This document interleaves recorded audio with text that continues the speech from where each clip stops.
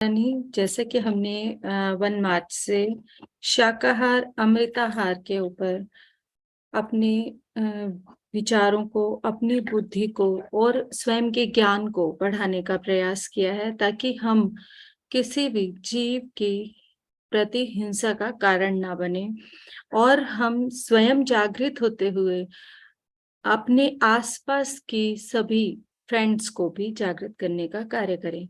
जब भी हमारे मन में नॉन वायलेंस यानी अहिंसा शब्द आता है, तो अनायास ही हमारे जहन में कुछ नाम आने लगते हैं, जिनमें भगवान बुद्ध, भगवान महावीर, महात्मा गांधी आदि लोगों के प्रति दया भाव और अहिंसा इनके जीवन का मूल संदेश था।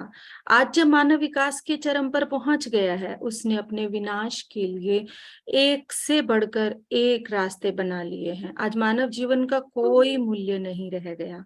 मनुष्य में हिंसा की प्रवृत्ति निरंतर बढ़ती चली जा रही है।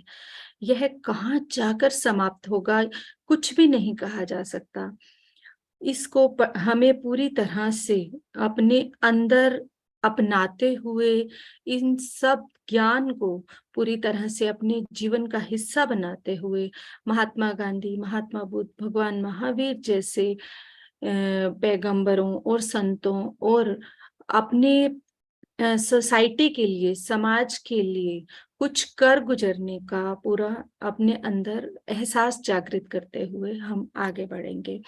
जैसा कि हमारे कल का विषय रहा, जिसमें हमने हमें शाकाहार वैज्ञानिक मनोवृत्ति के साथ किस तरह जोड़ा गया। आज हम सात्विक आहार की बात करेंगे। जैसा कि हम हमेशा जब भी व्रत रखते हैं या मंदिर की बात करते हैं या फिर जैन दर्शन शास्त्र में हवा और भोजन को ही दो मूलभूत अवयव कहा गया है। सिर्फ मानव ही नहीं, अपितु पौधे भी बिना हवा पानी के जीवित नहीं रह सकते।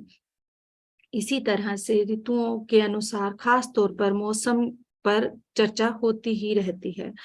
सुबह, दोपहर और शाम में भी हमें क्या भोजन लेना चाहिए, आयुर्वेदा के अनुसार हमें उसका भी ज्ञान दिया जाता है। इसके अलावा सामान्य और ब्रह्मचर्य की स्थिति के लिए कौन सा आहार हमें अनुकूल है, कौन सा आहार हमें लेना चाहिए, इस पर भी हमें बताया जाता है। यहाँ हम अहिंसा के संदर्भ में आहार की बात कर रहे हैं, तो क्या आहार और हिंसा, आहार और अहिंसा के बीच कोई संबंध है क्या? यह एक महत्वपूर्ण प्रश्न है। इसके जवाब की खोज के लिए एक महान छानबीन आवश्यक है। मनुष्य जो भोजन ग्रहण करता है, वह उसके शरीर में अनेकों रासायनिक पदार्थ बना देता है। वे कुछ तरह से न्यूरोट्रांसमीटर बनाते हैं, जो कि हमारे मस्तिष्क तक संदेश पहुंचाते हैं। न्यूरोट्रांसमीटर एक ऐसा रसायन होता है जिसके द्वारा एक तंत्रिका कोशिका दूसरी तंत्रिका कोशिका के साथ संचार करती है। उसी के माध्यम से मस्तिष्क जो है वो शरीर को चलाता है। वैज्ञानिक अभी तक 40 तरह के न्यूरोट्रांसमीटर पहचानने में सफल हुए हैं। वे सब उसी भोजन से बनते हैं जो हम ग्रहण करते हैं, और ये न्यूरोट्रांसमीटर हमारे शरीर में भोजन के द्वारा ही बनते हैं।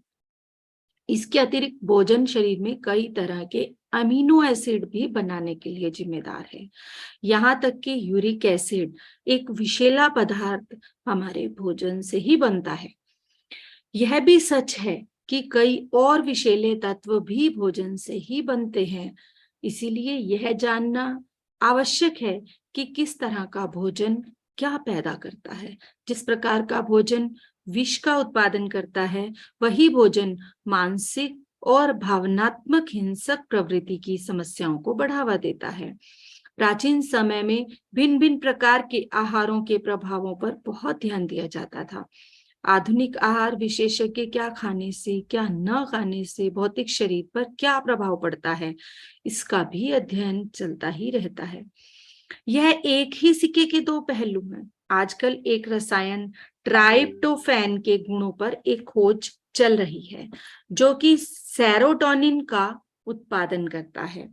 ऐसा पाया गया है कि रक्त में सेरोटोनिन की उचित मात्रा डर की प्रवृत्ति से बचाव करती है। हमारे अंदर जितना भी डर है, रक्त में अगर सेरोटोनिन की उचित मात्रा हो तो हमारे अंदर के डर से हम बचाव करवा सकते हैं अथवा दर्द सहने की क्षमता भी बढ़ती है।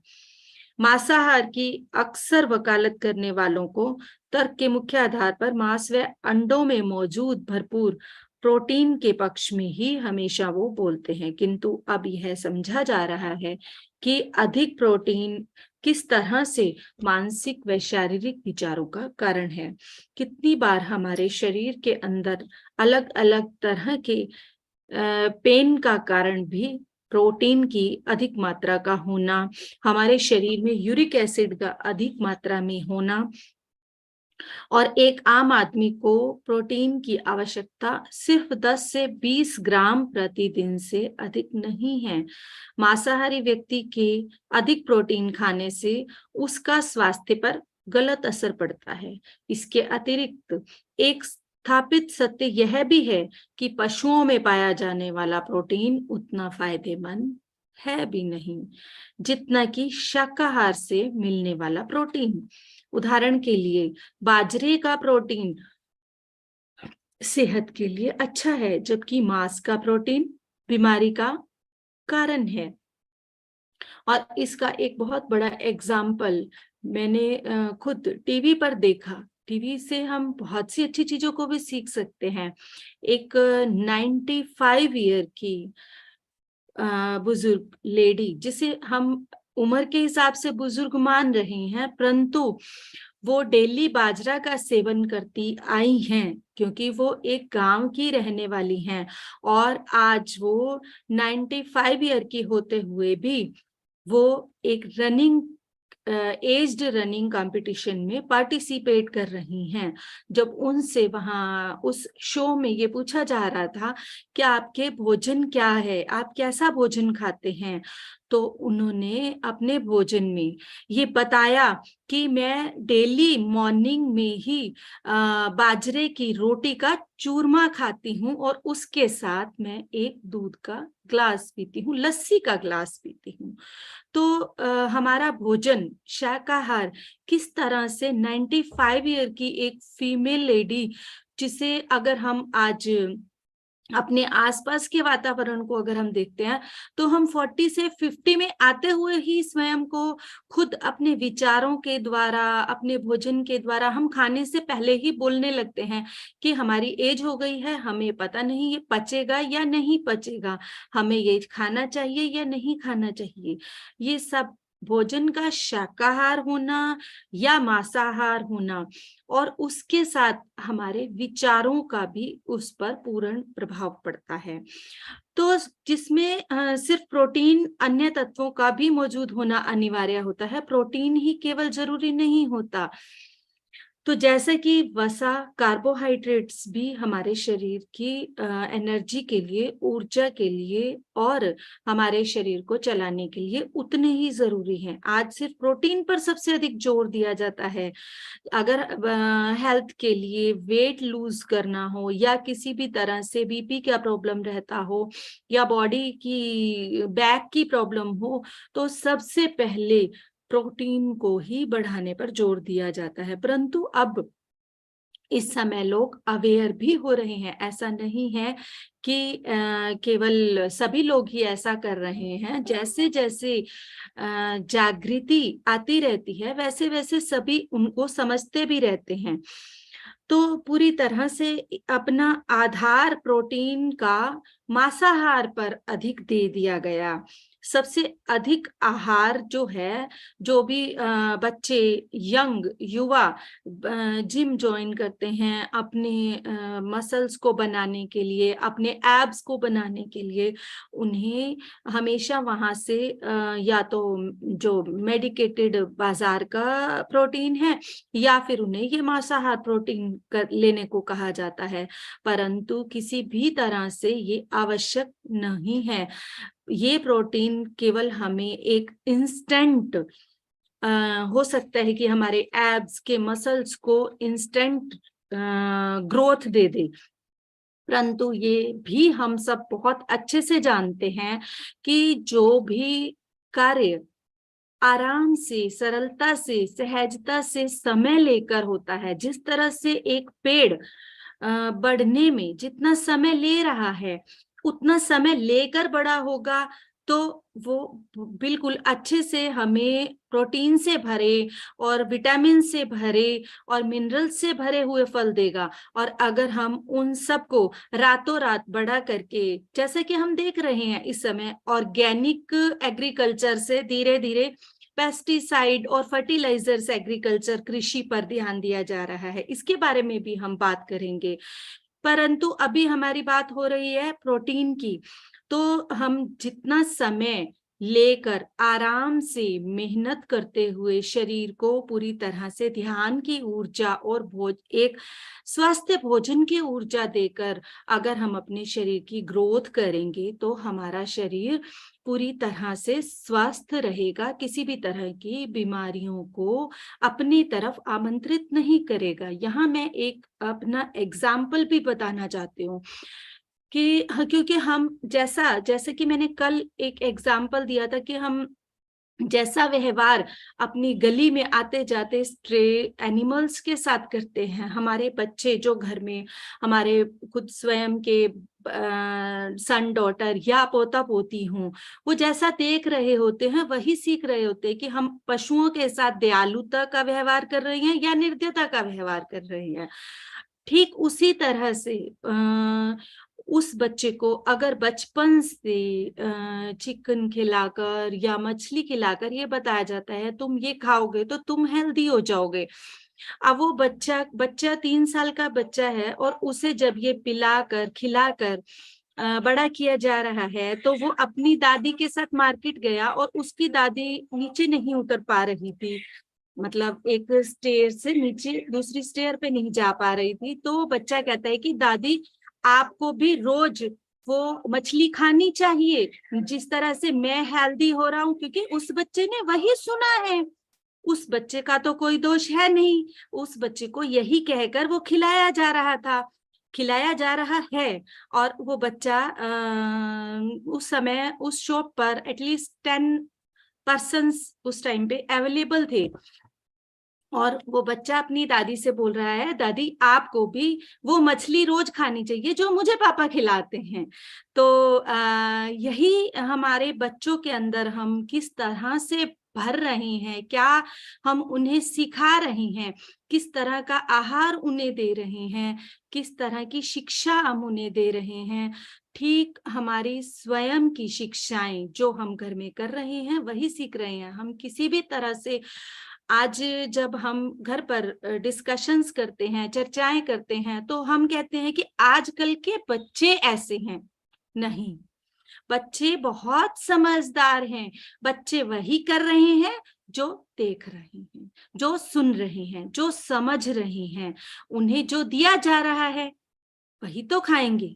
3 साल के बच्चे को क्या पता? 3 साल के बच्चे को जो खाने में दिया जा रहा है वो वही खा रहा है। तो यह सब हमारी शिक्षाएं हैं और हमें स्वयं को बदलना होगा। इसके लिए स्वयं को ही हमें शाकाहार के और फल सब्जियों के महत्व को, दालों के महत्व को जानना होगा। स्कूल में बच्चों को अंडे खाने के लिए कहा जाता है। बहुत अधिक मात्रा में प्रोटीन का सेवन करना, खास तौर से पशुओं से प्राप्त प्रोटीन, बीमारी को एक खुला न्योता है।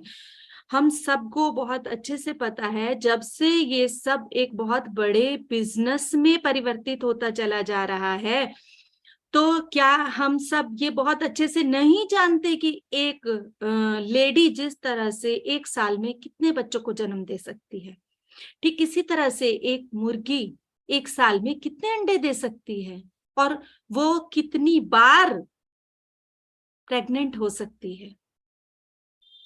तो हम सबको ये बहुत अच्छे से पता है कि ये सब बहुत जबरदस्ती से उनके शरीर के अंदर इंजेक्शंस लगाकर और गलत तरीकों से ये सब चीजों को बाहर लाया जा रहा है।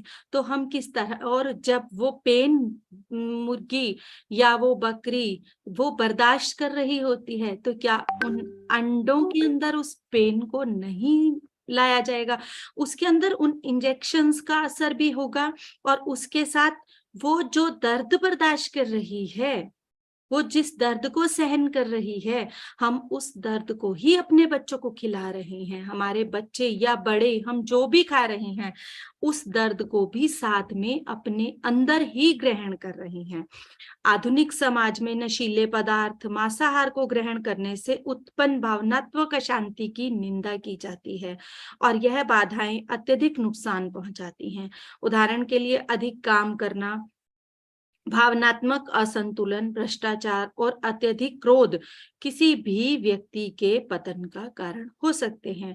सभी को बहुत अच्छे से पता है कि भोजन जो है भावनात्मक असंतुलन का एक बहुत बड़ा कारण है।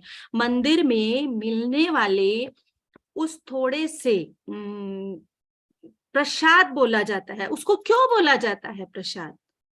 क्या इस बारे में हमने कभी सोचा कि जो हम थोड़ा सा लेकर आ रहे हैं मंदिर से, उसको हम कितनी श्रद्धा के साथ ग्रहण कर रहे हैं? हम पूरा दिन जो भी खा रहे हैं वो हमारा प्रसाद ही है। उसे अगर हम उसी भावना के साथ, उसी अपने एहसास के साथ प्रसाद की तरह ग्रहण करें, तो हमारे अंदर जाने वाला हर एक कण उस ग्रेटिट्यूड के साथ, उस धन्यवाद भाव के साथ, उस प्रसाद रूप में जाएगा। तो हमारा भावनात्मक संतुलन किस तरह से बिगड़ेगा? कोई भी ऐसी वस्तु नहीं है जो उस भावनात्मक संतुलन को बिगड़ने से रोक सके। हमारे घर में अगर कहीं भी कोई बीमार होता है, तो हम मंदिर से चरणामृत, पंचामृत या प्रसाद लाकर उसे देते हैं, ताकि वो जल्दी ठीक हो जाए। क्यों? क्योंकि उसके अंदर हमें ये पता है कि पॉजिटिव एनर्जीज हैं। पॉजिटिव एनर्जीज आई कहाँ से? वो पॉजिटिव एनर्जीज हमारे घर के भोजन में क्यों नहीं है? क्या कारण है? जो हम भोजन खा रहे हैं, हम कितने श्रद्धा के साथ, कितने धन्यवाद के साथ उस भोजन को बना रहे हैं और अपने घर के सदस्यों को खिला रहे हैं। वो प्रसाद तो हम घर में 3 समय बना रहे हैं और तीनों समय खिला रहे हैं। क्या हम उसे प्रसाद बोलकर खिला रहे हैं? क्या हम उसे प्रसाद समझकर बना रहे हैं? क्या हम उसे प्रसाद समझकर खिला रहे हैं? ये सब हमारे भावों पर निर्भर करता है।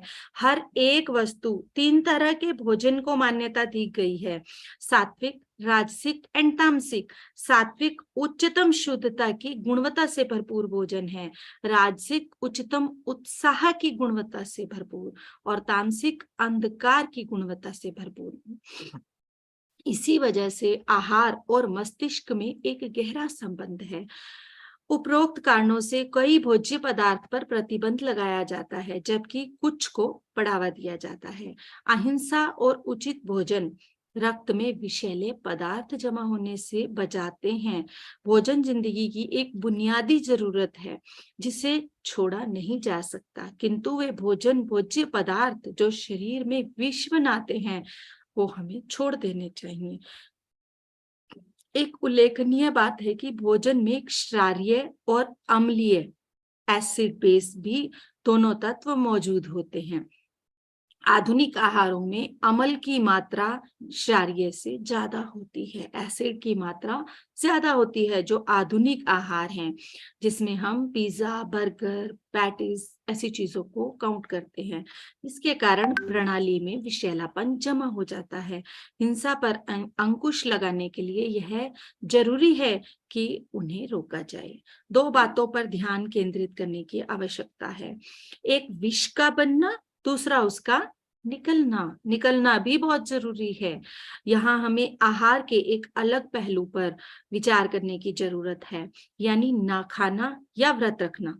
खाना या ना खाना आपस में जुड़े हुए हैं। जैसे कि विषैले पदार्थों को शरीर से बाहर निकालने का सबसे बढ़िया तरीका है कुछ ना खाना और व्रत रखना। हम कभी भी अपने शरीर में बुखार का आना या अधिक एसिड का बनना या किसी भी तरह से कोई भी परेशानी हो तो हमें एक दिन का भोजन उस समय पर छोड़कर देखना चाहिए, टोटल लिक्विड पर रहकर देखना चाहिए कि हम अपने शरीर को पूरी तरह से स्वस्थ महसूस करेंगे। हम लोगों ने जो हमारे पुराने जितने भी नियम हुआ करते थे, हफ्ते में एक व्रत रखने का, वीक में 1 डे व्रत रखने का, हमने उनको छोड़ना तो जरूरी समझा आधुनिकता को लेकर, परंतु हमने उनके जो लाभ थे उनकी तरफ कोई ध्यान नहीं दिया। क्योंकि अगर हम वीक में 1 टाइम अपने आप को पूरी तरह से लिक्विड पर ले आते हैं तो हमारा शरीर पूरी तरह से जितना भी एसिड और बाहर निकलने की चीजें हैं वो हमारी क्लीन शुद्धता हो जाती है पेट की। तो हमारे पास आगे का जो टॉपिक है कुछ चिकित्सा और धार्मिक दृष्टि से तो यह महत्वपूर्ण है ही, साथ ही भावनात्मक आरोग्यता के लिए भी इसका विशेष महत्व बताया गया है। एक बार जब हम भावनात्मक स्वास्थ्य पर विचार करते हैं, हम स्वयं ही अहिंसा को सुनिश्चित करते हैं। केवल भावनात्मक रूप से स्वस्थ लोग ही अहिंसा का कार्य करते हैं। ये अत्यधिक चिंताजनक है कि आधुनिक मानव पहले शरीर के स्वास्थ्य के बारे में सोचता है और बाद में मानसिक स्वास्थ्य के बारे में। ये एक बहुत महत्वपूर्ण बात है कि पहले शारीरिक स्वास्थ्य के बारे में आज का मानव सोच रहा है और बाद में मानसिक स्वास्थ्य के बारे में, भावनाओं की सेहत के बारे में सोचने के विषय में उसे नकार देता है। हमें यह क्रम उल्टा करना चाहिए, पहले भावनाओं की सेहत, फिर मस्तिष्क की सेहत और आखिर में भौतिक शरीर की सेहत का विचार करना चाहिए। यह अप्राकृतिक नहीं है क्योंकि भावनाएं जीवन में सबसे अधिक प्रभाव डालती हैं। यहाँ 3 शब्द हैं, आदि, व्याधि, उपाधि। पहला मानसिक रोग, दूसरा शारीरिक रोग और तीसरा भावनात्मक रोग। आदि मानसिक रोग, व्याधि शारीरिक रोग, उपाधि भावनात्मक रोग। पहले किससे निकलेंगे? हम गलती से पहले शारीरिक रोग का उपचार करते हैं। असल में हमें शुरू करना चाहिए भावनात्मक रोग से, जैसे कि लालसा, गुस्सा, अहंकार, ईर्ष्या, माया, लोभ, कई तरह की गलतियां, दोष, क्योंकि भावनाएं खास तौर से भोजन से जुड़ी होती हैं। हमें बहुत विवेकपूर्ण भोजन करना चाहिए। वर्तमान मानदंडों में भोजन सिर्फ तालू की संतुष्टि और दिखने में खूबसूरत होना चाहिए, किंतु जो ध्यान का अभ्यास करता है उसे सात्विक आहार चुनते समय बहुत ज्यादा ध्यान रखना चाहिए। सात्विक आहार अपनी जीवन शैली बदलने के लिए पहले खाने की शैली बदलनी चाहिए। भोजन ऐसा खाना चाहिए जो भावनात्मक स्वास्थ्य का आश्वासन दे, क्योंकि वही अहिंसा की महत्वपूर्ण शर्त है। यह बहुत आवश्यक है कि आहार और हिंसा के बीच के संबंध में हम गंभीरता से जानें, उसका अध्ययन करें। अब हम 3 मिनट्स के लिए ध्यान करेंगे और फिर हम अगले टॉपिक पर जाएंगे। तो सभी ध्यान में बैठ जाएं 3 मिनट्स ओनली, ताकि हमने जो विषय जाना उसको हम ग्रहण करें।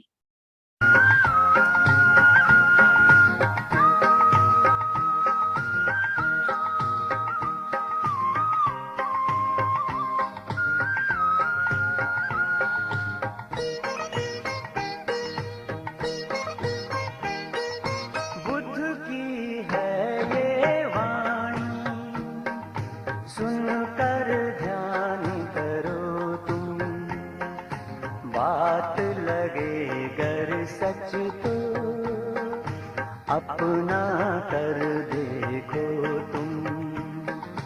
बुद्ध की है ये वाणी, सुनकर ध्यान करो तुम, बात लगे गर सच तो अपना कर देखो तुम।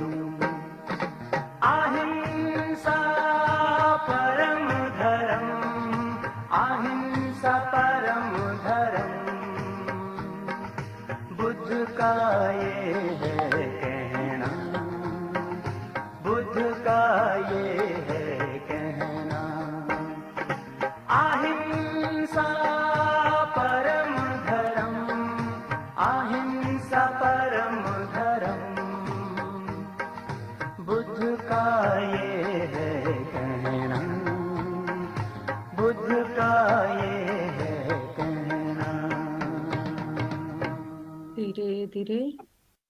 सभी अपनी आंखें खोलकर बाहर आ जाएंगे।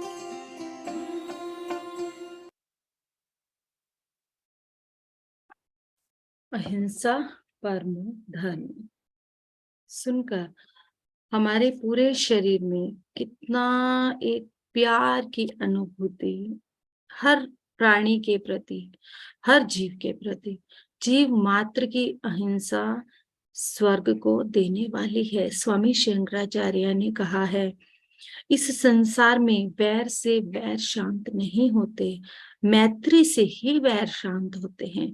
यह नियम सदा से चलता आ रहा है। ये महात्मा बुद्ध के कहे गए शब्द हैं। तो अगला हमारा विषय है शाकाहार 21वीं सदी के लिए जीवन जीने का तरीका। व्यवहारिक तौर पर आहार को दो हिस्सों में बांटा जाता है, हिंसा से प्राप्त भोजन जिसमें पशु पक्षी और मछली का मांस आता है, दूसरा अहिंसा से प्राप्त भोजन यानी शाकाहारी भोजन।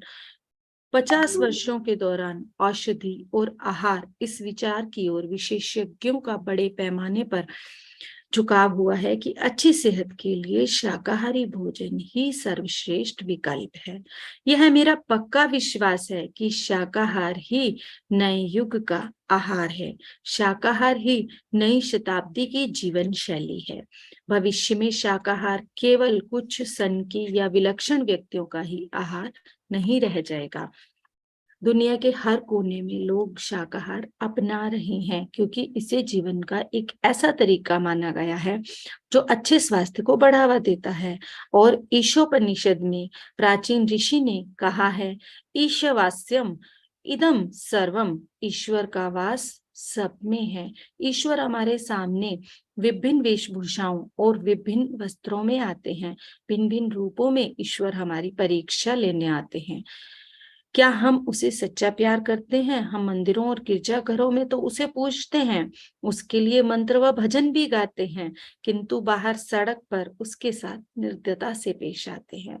हम उसे मारते हैं, उसका मांस खाते हैं। हम भूल जाते हैं कि पशु में भी उसका ही स्वरूप है। तमिल संत तिरुवल्लुवर हमसे पूछते हैं, उस पर दया कैसे की जा सकती है जो अपना मांस बढ़ाने के लिए किसी और प्राणी का मांस खाता है। इन शब्दों से मेरे गूज़बम्स आ रहे हैं कि जो अपना मांस बढ़ाने के लिए किसी और का मांस खाता है। सामान्यतः एक व्यक्ति अपने पूरे जीवन काल में 7500 जानवर खाता है। अब समय आ चुका है जब हमें हमेशा के लिए एक निर्णय लेना ही है कि हर तरह का शोषण और मानव अत्याचार बंद करने हम विश्व की में स्थायी शांति चाहते हैं। तो जब हम सभी प्राणियों के लिए आपसी सम्मान रखेंगे तभी विश्व शांति का लक्ष्य साकार होगा। हर जानवर के मौलिक अधिकार हैं। समय आ गया है कि हम जानवरों के अधिकार का भी एक चार्ट तैयार करें। इसका सीधा मतलब है कि जीव जंतुओं के प्रति मानव के कर्तव्यों को चार्ट तैयार करना। सबसे पहला नियम जीवों को जीने का हक है। जो प्राण दे नहीं सकता उसको प्राण लेने का भी हक नहीं है, क्योंकि हम मृत प्राणी में प्राण नहीं डाल सकते। तो इसके ऊपर हमें गुरु शेक्सपियर ने भी कहा है, उस जीवन को हमें नष्ट करने का अधिकार नहीं जिसे बनाने की शक्ति हमें ना हो। तो हर जानवर के कुछ मौलिक अधिकार हैं, हम उसे पूरी तरह से देंगे। गुरु साधु वासवानी कहते हैं कि ब्रह्मांडीय चेतना धरती की आत्मा से संवाद के लिए हमें जीव जगत के प्रति नई भावना विकसित करनी होगी। जिन्हें हम निम्न या नीच प्राणी कहते हैं, वे भी धरती माता के बच्चे हैं। उनसे कठोर व्यवहार करना गलत है। उनको कसाई खाने ले जाना और वहां उन्हें मारना, उनका शोषण करना पाप है। ये जीव भी हमारे भाई बहन की तरह हैं, इन्हें ना मारे। एक दिन मांस खाना भी अपराध समझा जाएगा, ऐसा दिन भी आएगा। और इन्हीं के साथ हमारा सच्चा समर्पण इस ब्रह्मांड को, इस समाज को तभी हो पाएगा जब हम उन्हें यह अधिकार दे पाएंगे। हर प्राणी से प्रेम करें। हमें हर प्राणी से प्रेम करना सीखना है और सिखाना है। शाकाहार हर प्राणी से प्रेम करना सिखाता है, क्योंकि शाकाहारी व्यक्ति हिंसा नहीं करता, और जो हिंसा नहीं करता वो अन्य जीव जंतु भी उनसे प्रेम करते हैं। अक्सर ये देखा जाता है कि मनुष्य अपने स्वाद के लिए मांसाहार खाता है, लेकिन वह नैतिकता, मानवता और विज्ञान की दृष्टि से बिल्कुल अनुचित है। अगर इस संसार में सभी जीवों को देखा जाए तो उसमें मनुष्य ही सबसे ज्यादा श्रेष्ठ और क्रियाशील है, इसलिए मनुष्य की जिम्मेदारी भी अधिक है। नॉर्मली भी हम अगर किसी उच्च पद पर कार्यरत होते हैं तो हमारी जिम्मेवारी बढ़ती चली जाती है। इसी तरह से हमने अगर यह रास्ता चुना है आध्यात्मिक विकास का, तो हमारी जिम्मेवारी है, बढ़ चुकी है हमारी जिम्मेवारी। जितना इवॉल्व होते चले जाएंगे उतना अधिक हमारी जिम्मेवारी इस पूरे ब्रह्मांड के प्रति, हर जीव के प्रति बढ़ती चली जाएगी। अक्सर लोग यह सवाल पूछते हैं कि पेड़ पौधों में भी जीवन होता है, उनको खाना पाप नहीं है, तो मांस खाना कैसे पाप हुआ?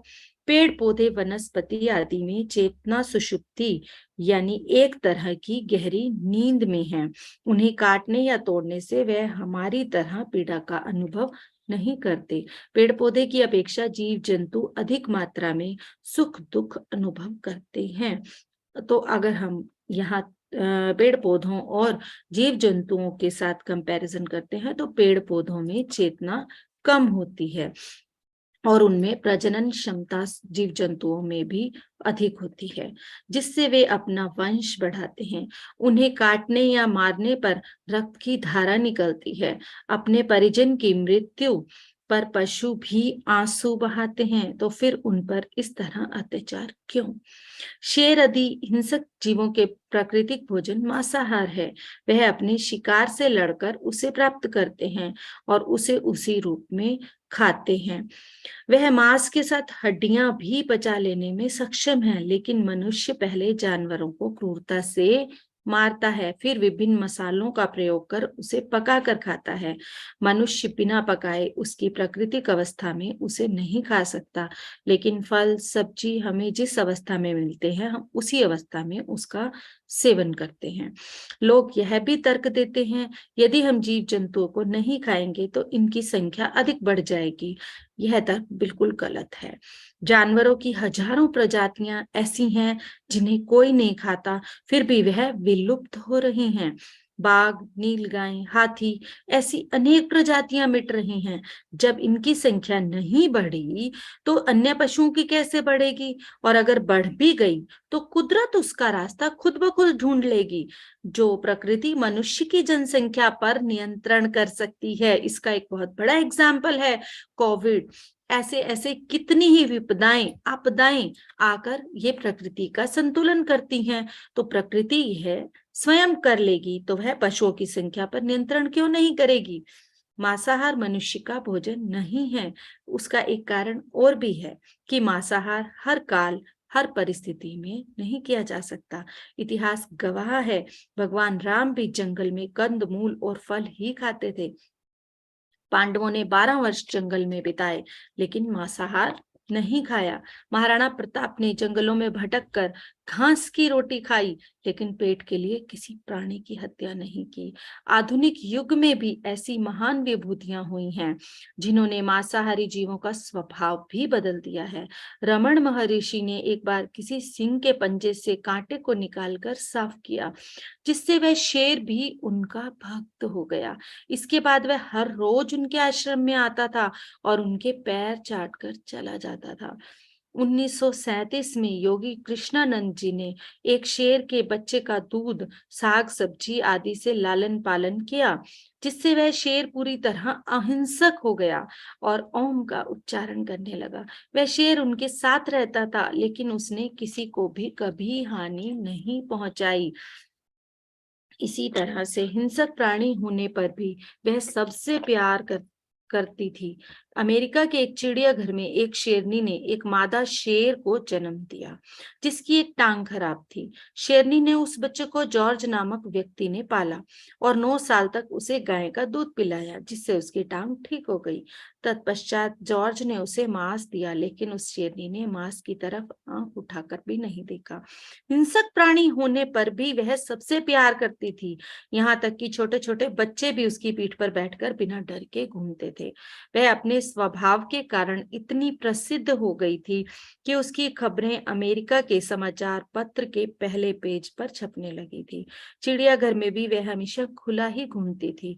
यह उसके सात्विक आहार का प्रभाव था जिसने उसे भी सात्विक बना दिया, क्योंकि कहावत है, जैसा खाए अन्न वैसा होए मन।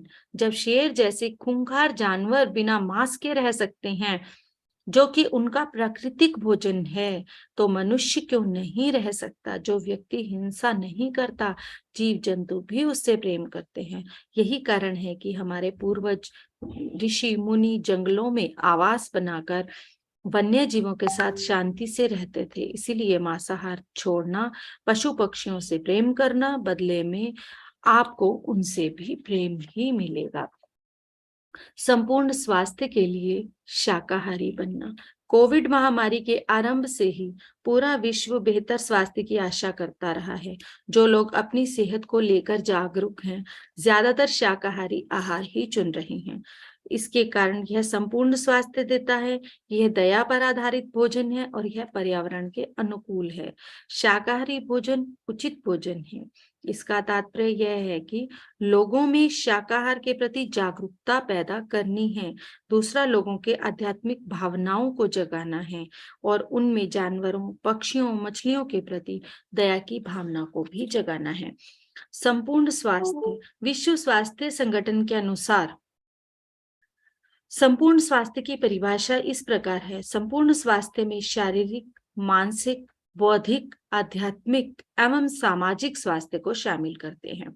अगर इनमें से एक भी कम हो तो संपूर्ण स्वास्थ्य नहीं है। विश्व स्वास्थ्य संगठन ने यह भी घोषणा की है कि 90% बीमारियां मनोदैहिक हैं।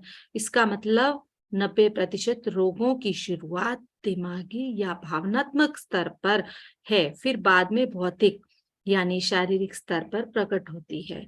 इसीलिए मानसिक स्वास्थ्य शारीरिक स्वास्थ्य से अधिक महत्वपूर्ण है। शाकाहारी भोजन से हमें 2 फायदे मिलते हैं। शाकाहारी भोजन हमारे शरीर को ताकतवर बनाता है।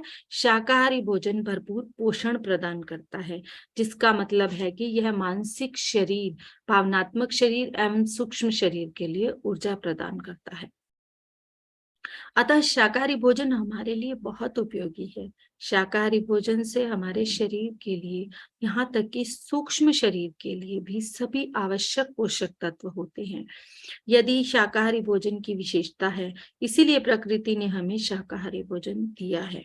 शाकाहारी भोजन की विशेषताएं। शाकाहारी भोजन में प्राण, जीवनदायिनी शक्ति और जैवीय ऊर्जा है। मानव में जीवन शक्ति की बहुत आवश्यकता है, क्योंकि यह भौतिक और सूक्ष्म शरीर को जीवन शक्ति देता है। चर्म चक्षुओं से प्राण नहीं दिखते, हालांकि क्रिलियन फोटोग्राफी से आभा मंडल के रूप में प्राण को देखा जा सकता है। माना जाता है कि हर संजीव और निर्जीव वस्तु से ऊर्जा निकलती रहती है और इसे ही आभा मंडल कहते हैं। किसी भी जैविक वस्तु का आभा मंडल, जैसे कि फल या सब्जी का, यहाँ तक कि मनुष्य व जानवर का आभा मंडल भी हमेशा अस्थिर होता है, क्योंकि यह गतिशील है। इसीलिए यह शाकाहारी भोजन का एक महत्वपूर्ण घटक है। मानव शरीर के सभी जरूरी काम करने के लिए प्राण अति अनिवार्य है। सौर ऊर्जा। शाकाहारी भोजन में सौर ऊर्जा प्रचुर मात्रा में होती है, क्योंकि वो उसी में बढ़ते हैं।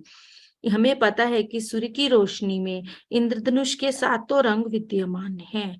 इन 7 रंग में ऊर्जा व तरंगे होती हैं, जिनकी आवृत्ति 400 से 700 नैनोमीटर होती है। यह सभी रंग शाकाहारी भोजन में प्रचुर मात्रा में विद्यमान होते हैं, जिसका मतलब है सब्जी, फल, कंद, बीज इत्यादि सौर ऊर्जा से भरपूर होते हैं। अतः सभी सातों रंग शाकाहारी भोजन में मौजूद होते हैं और प्राण ऊर्जा प्रदान करते हैं, जिसके चलते मनुष्य को प्रकृति के द्वारा सौर ऊर्जा के सभी फायदे प्राप्त होते हैं। इसीलिए शाकाहारी भोजन प्राथमिक भोजन भी कहलाता है। शाकाहारी भोजन में सौर ऊर्जा होती है, जो कि सीधे सूर्य से मिल रही है। इसीलिए सौर ऊर्जा जीवित प्राणियों के शरीर के लिए अति आवश्यक और महत्वपूर्ण है। क्लोरोफिल पौधों में हरा रंग भरता है। सभी पौधों में क्लोरोफिल होता है, जो कि केवल पौधों में ही पाया जाता है। एक आश्चर्यजनक अणु है ये। पौधों में उपस्थित क्लोरोफिल के कारण पौधे खुद के लिए भोजन बना पाते हैं। साथ ही संपूर्ण विश्व की मानव जाति और पशु जाति के लिए भी भोजन उपलब्ध करवाते हैं। केवल पौधे ही क्लोरोफिल की वजह से भोजन बना पाते हैं। कोई अन्य प्राणी अपने और किसी और के लिए भोजन नहीं बना सकता। इसके अलावा पौधे सूर्य से सौर ऊर्जा लेते हैं, धरती से पानी और खनिज को सोखते हैं, वायु से कार्बन डाइऑक्साइड भी लेते हैं और अपने रंध्रों द्वारा, जो पौधों में फेफड़ों का काम करता है, जो कि पत्तियों के नीचे स्थित होता है और भोजन प्रक्रिया में सहायक होता है। पौधों में क्लोरोफिल की उपस्थिति से क्या क्या फायदे हैं हमें, हमारे शरीर में उसका क्या फायदा होता है। शाकाहार भोजन जब हम लेते हैं तो क्लोरोफिल हमारे लाल रक्त कणिकाओं को बढ़ाता है। क्लोरोफिल रक्त की अल्पता, उसके एनीमिया की प्रॉब्लम को कम करता है। क्लोरोफिल जख्म जल्दी भरने में मदद करता है। क्लोरोफिल शरीर में विषैले पदार्थ को बाहर निकालता है। क्लोरोफिल शरीर की प्रतिरोधक क्षमता को बढ़ाता है। क्लोरोफिल उम्र बढ़ने में भी रोकथाम करता है। ये सभी फायदे हमें तभी मिल सकते हैं जब हम क्लोरोफिल युक्त शाकाहारी भोजन लें। क्लोरोफिल युक्त शाकाहारी भोजन किसी भी रूप में, जैसे फल और सब्जी और ज्वार या गेहूं की घास के जूस के रूप में भी लिया जा सकता है। जैसे कि अब इस समय पर व्हीट ग्रास का जूस भी बहुत अधिक मात्रा में सेवन किया जाता है मॉर्निंग में। तो आहार रेशे, हम जानते हैं कि खाने में रेशे जो हैं वो कम पोषण देते हैं। हालांकि खाने में रेशे के दो हिस्से होते हैं, एक घुलनशील और दूसरा अघुलनशील। घुलनशील रेशों में चिपचिपापन होता है, जो कि कुछ सब्जियों, फलों और बीजों में मौजूद होता है। उदाहरण के लिए सब्जियां भिंडी, खीरा, ककड़ी, पत्तेदार सब्जियां पालक, गोंगूरा, और फल चकोतरा, संतरे, अंगूर और अनाज और बीज और जो जैसी सब्जियां। घुलनशील रेशों के फायदे क्या हैं?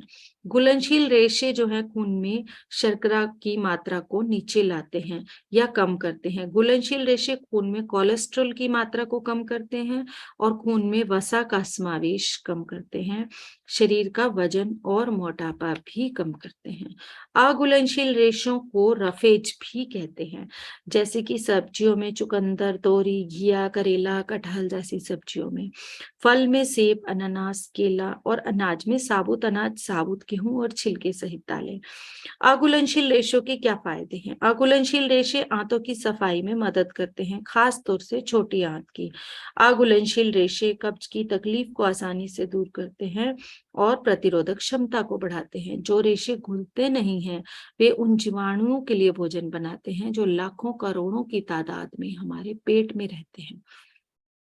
जब जीवाणु अघुलनशील रेशे से भोजन लेते हैं तो हमारे खून में अमीनो एसिड छोड़ते हैं, जो कि हमारी प्रतिरोधक क्षमता बढ़ाने में हमें सक्षम बनाता है। इस प्रकार फलों और सब्जियों के साथ हमें दोहरा फायदा मिलता है, क्योंकि पौधों में घुलनशील और अघुलनशील दोनों तरह के रेशे मौजूद हैं। किसी भी पशु उत्पाद में क्लोरोफिल या फाइबर युक्त आहार नहीं है, इसीलिए शाकाहारी भोजन ही एकदम सही भोजन है। अब यहाँ शाकाहार की ओर बढ़ते हुए कई कदम हैं। कई बार हमें ऐसी जगह जाने का निमंत्रण मिलता है जहाँ मांसाहारी खाना खाना होता है और हमारा वहाँ जाना भी अति आवश्यक होता है। नौकरी और व्यापार के सिलसिले में, शादी के सिलसिले में, उस समय जब हम खाना नहीं खाते तो लोग नाराज हो जाते हैं। ये प्रश्न है कुछ जिसमें ये बताया जाएगा कि हमें उस समय पर क्या करना चाहिए। अगर कोई आपको विशेष रूप से जहर प्रदान करता है तो क्या आप ले लेंगे? क्या आप उसे स्वीकार कर लेंगे? चाहे कितनी भी मजबूरी क्यों ना हो, आपका कितना भी करीबी कोई क्यों ना हो, आप तुरंत मना कर देंगे। इसी तरह तर्क जो है कमजोर मन के बहाने हैं। कोई भी किसी को उसकी मर्जी के खिलाफ खाने के लिए मजबूर नहीं कर सकता। अपनी व्यवहारिक बुद्धि का इस्तेमाल करें। जो आपके बारे में नहीं जानता वह जान जाएगा कि आप क्या खाते हैं, और आपको जो चाहता है वह कभी ऐसी चीज खाने के लिए आपको मजबूर भी नहीं करेगा।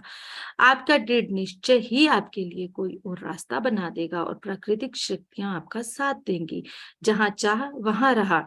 अब इसके ऊपर मैं आपको अपनी लाइफ का एक एग्जाम्पल इसी प्रश्न के ऊपर देना चाहती हूँ कि मेरी लाइफ में, जैसे कि मैंने भी बचपन में जब तक कि हम ना समझ होते हैं तब तक इसका मैंने एग्जाम्पल पहले भी दिया। अब हमारी थाली में जो आता है वही हम खाते हैं। हमने भी नॉन वेज मांसाहार खाया, परंतु जैसे जैसे बड़े होते गए, थोड़ा भी अपनी अंडरस्टैंडिंग आती चली गई, वो चीज खाने का मन नहीं करता था, स्वयं ही मन नहीं करता था, जबकि घर में सब खाते थे। उसके बावजूद भी उसको खाने का मन नहीं करता था। तो कोई जबरदस्ती भी नहीं करता था कि आपको ये खाना ही है। उसके बाद आफ्टर मैरिज मेरे हस्बैंड भी नॉन वेजिटेरियन थे। अब उनका ऐसा नहीं था कि वो घर में आए, घर में मुझे कहें कि बनाओ मुझे खाना ही है, बट उनका आउटिंग में अपने फ्रेंड्स के साथ वो सब चलता था। परंतु अब जब से मैं 2 साल से मैं ध्यान में आई, ध्यान में आने के बाद मुझे क्योंकि मैं हमेशा से ये भी सोचती थी कि कभी भी खाने पीने और रहन सहन पर हमें किसी के इंटरफेयर नहीं करना चाहिए। इस बात को लेकर जैसे मैं नॉन वेजिटेरियन की तरफ बहुत अधिक बढ़ने लगी, सॉरी वेजिटेरियन की तरफ बहुत अधिक बढ़ने लगी, शाकाहार की तरफ बहुत अधिक बढ़ने लगी, तो अपने मन से उन भावों को हमेशा जागृत करती रही कि मेरे हस्बैंड भी उस चीज को छोड़ दें। हमारे विचार, हमारी भावनाएं और हमारा ध्यान, हमारी फ्रीक्वेंसी, हमारी ऊर्जाएं किस तरह से हमारे घर में परिवर्तन लाती हैं। 2 साल से, हाँ, मैंने जब अपने घर में चारों तरफ पिरामिड की ऊर्जाओं को फैला दिया, ध्यान की ऊर्जा को फैला दिया, घर में सेंटर बना लिया और अपने घर में क्लासेस का ऑर्गेनाइज करने लगी, तो अब से 3 महीना पहले मेरे हस्बैंड ने मुझे गिफ्ट दिया कि वो टोटल वेजिटेरियन हो गए हैं। उन्होंने अपने आप उन चीजों का सेवन छोड़ दिया है। तो यहाँ पर मैं यही कहना चाहती हूँ कि हमें जोर जबरदस्ती नहीं करनी, पर हम सबको उसके फायदे बताएंगे और हमारे शरीर के अंदर होने वाले नुकसान क्या हैं उससे वो बताएंगे। तो उसके बाद जो हम चेतना वाले इंसान, मानव, जो हम अपने आप को समझदार इंसान समझते हैं, तो हम अपनी समझदारी का उपयोग करते हैं या नहीं करते हैं, ये हम देखेंगे फिर। क्योंकि हम अपने आप को बहुत बुद्धिमान समझते हैं, और बुद्धिमान हम तब होंगे जब हम पूर्ण रूप से अपने लाभ के लिए, अपनी हेल्थ के लिए, अपने स्वास्थ्य के लिए, अपने भविष्य के लिए भी सोचेंगे। कि क्योंकि यह बात भी इसमें बताई गई है पुस्तक में कि अगर हमें अपने ये नहीं पता कि मृत्यु के बाद क्या है, अगर मेरे अंदर ये जिज्ञासा नहीं है तो मैं आध्यात्मिक नहीं हूं। तो अगर मैं मांसाहार को खा रही हूं तो मृत्यु के बाद क्या है, ये मैं बहुत अच्छे से जान सकती हूँ। और हम सबको हर बात का ज्ञान है, परंतु हम उसके ऊपर खुद ही पर्दा डाल लेते हैं। पर्दा इसलिए डाल लेते हैं क्योंकि हम अपनी बुद्धिमत्ता का प्रयोग वहां पर करना ही नहीं चाहते हैं। तो वहां पर जब हम अपनी इस बुद्धि का प्रयोग करने लगेंगे तो हम आगे बढ़ेंगे ही। अगला प्रश्न है, कई बार हमारे कुछ मित्रों के यहाँ व्यंजनों में अंडा मिलाया जाता है, जैसे केक, पेस्ट्री, बिस्किट आदि में। उस समय हमें क्या करना चाहिए? आपको विनम्रता पूर्वक पूछना चाहिए कि मैं अंडे से बनी चीजों का ग्रहण नहीं करती हूँ या करता हूँ। ऐसे व्यंजन के बारे में आप मुझे पहले ही बता दें। मेरे आध्यात्मिक चिकित्सक स्पिरिचुअल डॉक्टर ने ऐसी चीजें खाने से मना किया है। अपने मित्रों द्वारा प्रभावित होने की बजाय आप उन्हें प्रभावित करें, आप उन्हें शाकाहारी बनने के लिए प्रेरित करें। आप शाकाहार के बारे में जो जानते हैं हो सकता है उन्हें ना पता हो। आपका फर्ज बनता है कि आप अपना सत्य उन्हें बताएं कि यह खाना आपकी आध्यात्मिक प्रगति में बाधा डाल सकता है। इसके ऊपर भी मैं आपको अपने एग्जाम्पल्स के साथ इन प्रश्नों को मैं पूरी तरह से आपको डिस्क्राइब करूंगी। जैसे कि मैं बता रही हूँ कि मैं भी अंडा नहीं खाती थी, तो मुझे भी हमेशा से ये रहता था कि केक पेस्ट्री खाने का मन भी बहुत करता है और सबको अच्छे लगते हैं। तो मैंने उसे घर पर ही बनाना शुरू किया और मैंने बिना अंडे के बहुत अच्छा केक बनाना सीखा। तो जब हम उनसे पूछेंगे, उन्हें बताएंगे आध्यात्मिक प्रगति में बाधा बनने में ये सब चीजें हमारे लिए ठीक नहीं है, तो हम उन्हें उन चीजों को सिखा भी सकते हैं कि बिना अंडे के केक भी बनाया जा सकता है और बहुत ही डिलीशियस केक बिना अंडे के बनाते हैं। तो अक्सर लोग ऐसा तर्क देते हैं कि जानवर तो मनुष्य द्वारा खाए जाने के लिए ही पैदा हुआ है, अगर हम उन्हें नहीं खाएंगे तो सारी दुनिया जानवरों से भर जाएगी। अब यहाँ व्यर्थ की बात है, जब आप किसी जानवर को मारते हो तो क्या उससे यह पूछते हो कि वह आपके द्वारा मरने और खाए जाने के लिए तैयार है? ये सब जीव जीने की इच्छा रखते हैं और मरने से डरते हैं। हम कभी नहीं चाहते कि कोई जानवर हमें मारकर खा जाए। फिर इंसान जानवरों को मारकर क्यों खाता है? मानव को अस्तित्व में आए कुछ हजार साल ही तो हुए हैं। उसके यहाँ आने से पहले जानवरों की कुछ प्रजातियां धरती पर पहले से मौजूद थी। तो क्या धरती पर उनकी भीड़ लग गई? प्रकृति स्वयं ही संतुलन बना लेती है। यह आपकी जिम्मेदारी नहीं है। प्रकृति का काम प्रकृति को करने दें। मनुष्य कुछ जानवरों को पालता है, जैसे मुर्गी, सुअर, बकरी, गाय, भैंस, बतख आदि। तो फिर उन्हें खा क्यों नहीं सकते? माता पिता बच्चों को पालते हैं, क्या वो अपने बच्चों को खाने का अधिकार प्राप्त है उन्हें? क्या वह उन्हें मारकर खा सकते हैं? सब जीवों को जीने का हक है। यदि हम जीवन दे नहीं सकते तो किसी से जीवन छीनने का हमें कोई हक भी नहीं है।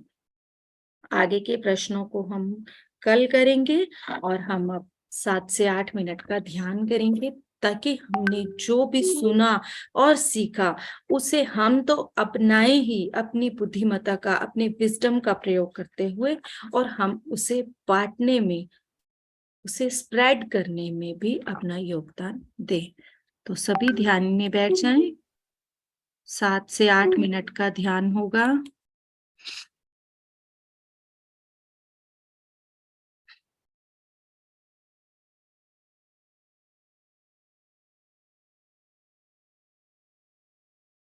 आंखें बंद, एकदम कोमलता के साथ सभी मानव जाति, पशु पक्षी जाति से जुड़ जाएं।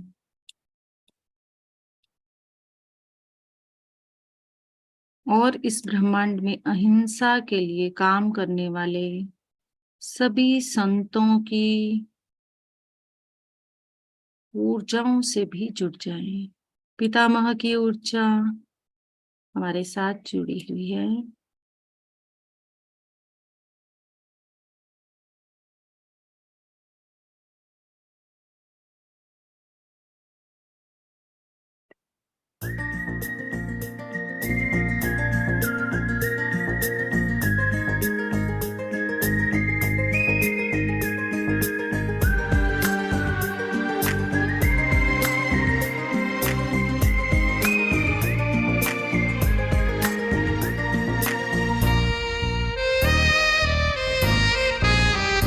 शांति फैले जग में, है प्रयास प्रभु तेरा। पद यात्रा करके तुम हरते हो अंधेरा।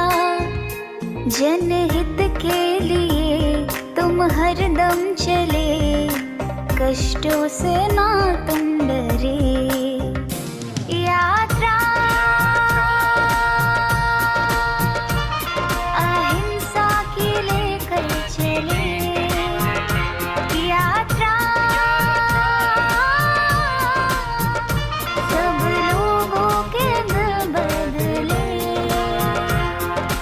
विश्व है अशांत, भयाक्रांत है कम्युनिटी, हिंसा चारों ओर खत्म हो रही ह्यूमैनिटी। जाति धर्म नाम पर व्यर्थ ना लड़ाई हो, जागे इंसानियत दिलों में करुणा छाई हो। वह मनुष्य छोड़ भातृभाव को बढ़ाएं हम, अहिंसा परमो धर्म प्रेम धारा को बहाएं हम। दे रहे सद्भावना संदेश ये क्षमा श्रमण, जो तिले अहिंसा की है बढ़ रहे महाश्रमण, बढ़ रहे महाश्रमण, बढ़ रहे महाश्रमण। जो तिले अहिंसा की है बढ़ रहे महाश्रमण।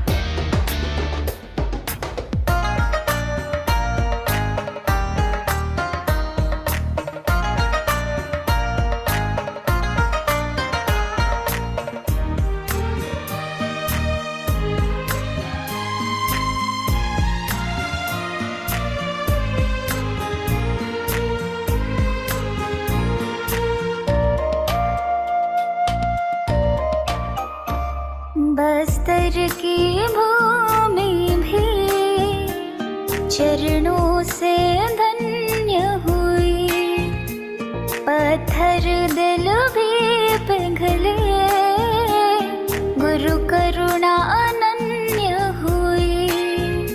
सौम्य आभावले तृप्त मन को करे, अपलक तुझ पे नजर टिके। यात्रा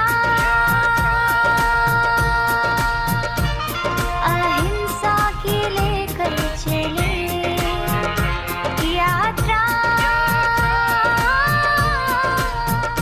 सब लोगों के दिल बदले।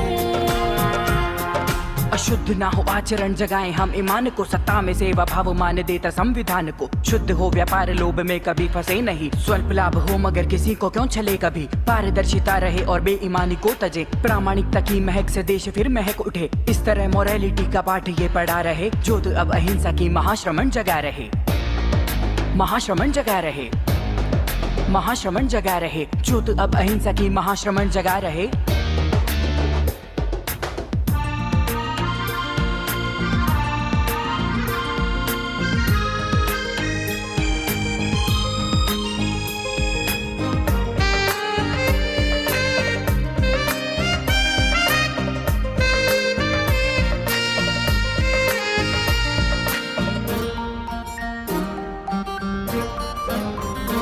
नैतिक मूल्यों को हम जीवन में अपनाए, उन्नत आचार बने, गुरु तेरी शिक्षाएं।